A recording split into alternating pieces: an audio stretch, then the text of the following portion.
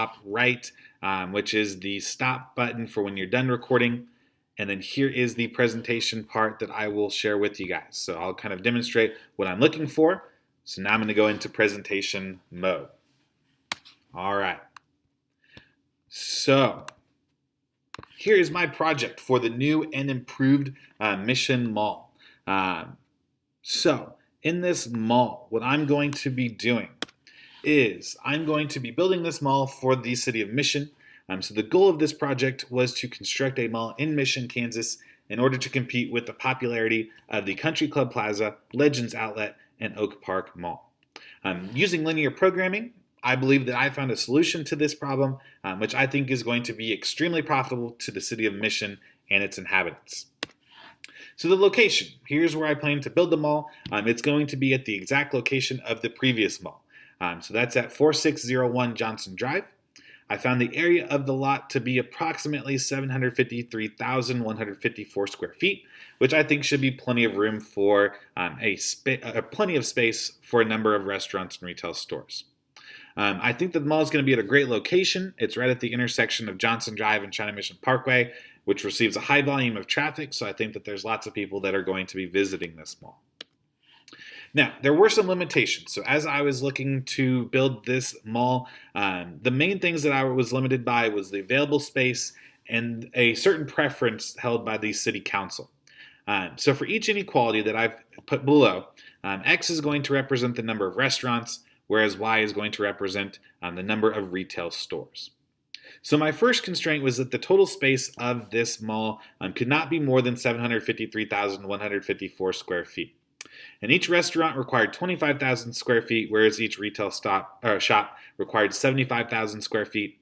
And so here was the inequality for that, was 25,000 X plus 75,000 Y must be less than or equal to the total area of 73,154.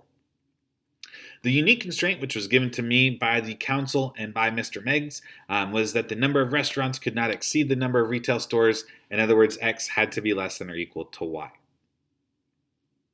Now, the last two constraints are two, which seem common sense but still had to be included, which were that there cannot be a negative number of restaurants or retail stores, so both X and Y had to be greater than or equal to 0.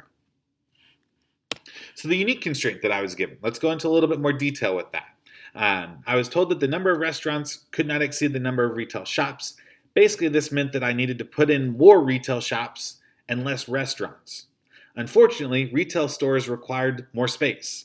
And so this meant that the total number of stores that I was going to be able to put into the mall was going to be less than it otherwise could have been had I not had that unique constraint.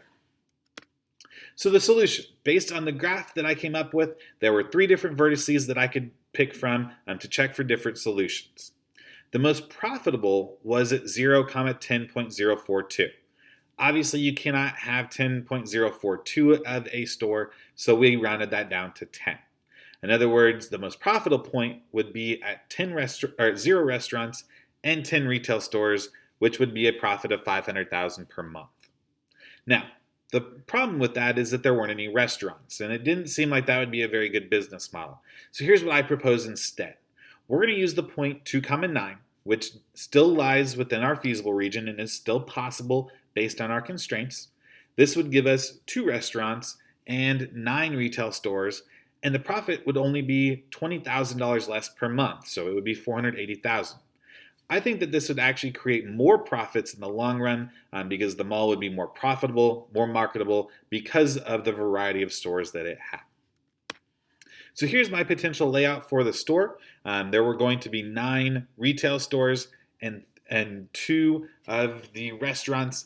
So I'm going to have 3 department stores, which are Macy's, JCPenney, and Dillard's, each of which count for 2 retail stores apiece. And you can see that those are located in the corners of the mall. GameStop is going to be the other one, and I've got that at the 4th corner of the mall, right next to a Samsung store. I also have a Verizon store, which is more of kind of a pop-up store in the middle of the mall, as well as 2 restaurants. I'll have Chipotle on one end and Smoothie King on the other for people who are coming to visit. This is where I would like for you to leave some questions, comments, and concerns regarding my presentation. Let me know what you think on the discussion board. I would like for you to post 2 glows, which are 2 things that you think that I did well, and then 1 grow, which is 1 thing that you think I can improve on for next time. Thank you. All right. So once you're done recording, you'll just hit that stop button up here at the top.